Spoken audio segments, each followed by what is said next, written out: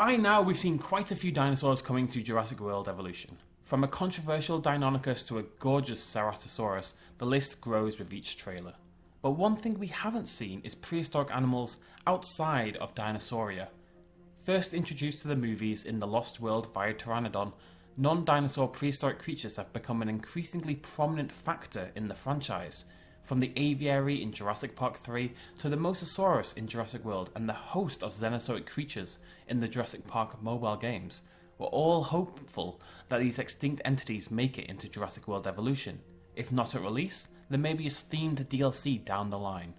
Let's imagine, for this video, we get 5 DLC packs for Evolution: Aquatic, Flying, Mammals, Reptiles and Arthropods. Here are my choices I would like to see in each of them.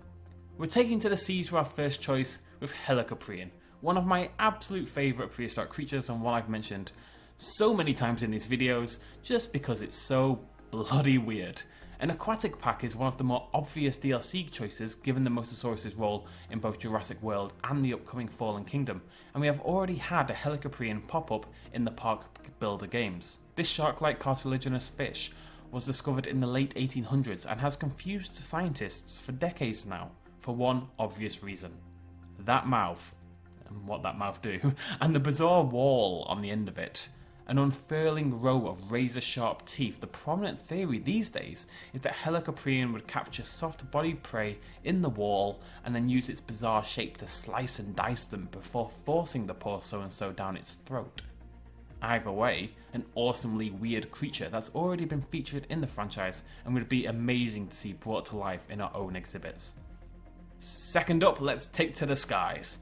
Pteranodon, Dimorphodon and more have featured in Jurassic Park over the years, but let's go for something a little bit bigger.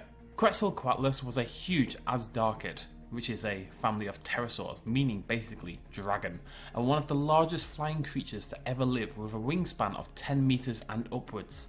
And unlike what you may expect from pterosaurs, it wasn't a river or ocean hunter, no.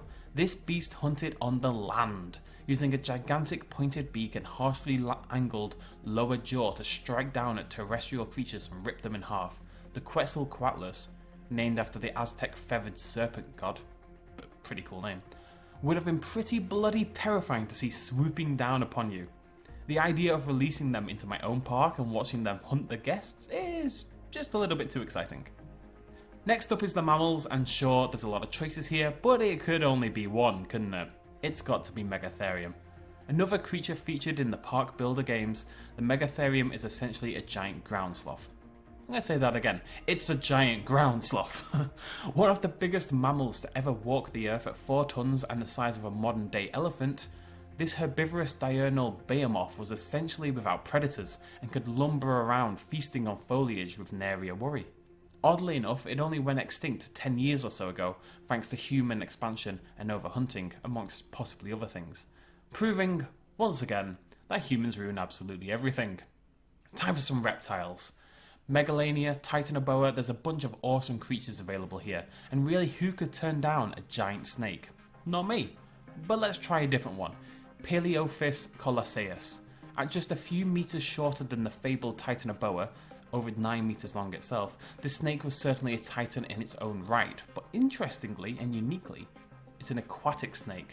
As awesome an inclusion as Titanoboa would be, the idea of a mammoth aquatic snake gliding through the waters of the park is just too cool to deny. Just let me drop a human into the lake and see it swallowed whole by this sea serpent, please. That's really all I'm asking for. Finally, it's time for the arthropods. As we all know, most types of prehistoric arthropod could grow much larger than the modern equivalents, thankfully, thanks to a number of factors including increased oxygen in the environment. Whilst spiders never grew to alarming sizes, because I'm sorry to tell you kids, but Walking with Monsters kind of lied to you. They didn't have time to adapt their program, but they lied to you all. Some other arthropods certainly did, including the Millipedes. Arthropleura it's too big. It's spookily big, you know? This humongous prehistoric millipede could grow up to 2.3 meters long. That is 7.5 foot for my imperial viewers.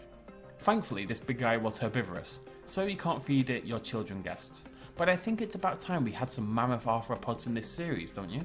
It's something the franchise really hasn't paid attention to, but we've seen how effective they could be in films like Peter Jackson's King Kong, and Jurassic World Evolution seems like the perfect opportunity to me for a little bit more diversification. So there we go, 5 options. What else would you guys like to see in the game?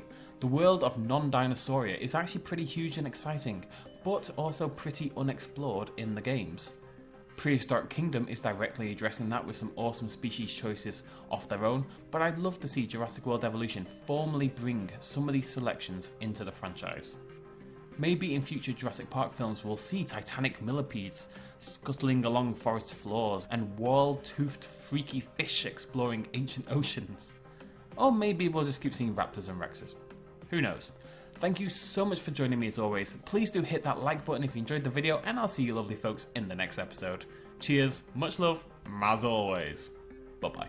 Hey guys, if you enjoyed this video, please consider smashing that like button down below. It really helps me out. And also hitting the subscribe button if you want to be kept up to date with brand new videos about dinosaurs, animals, aliens, and everything else we do here on the BestInSlot channel. All of you who have subscribed so far, that's awesome. Make sure you hit that little bell icon. I'll highlight it now, otherwise you may actually miss out on the content anyway, because YouTube is silly. Thank you guys so much. Much love.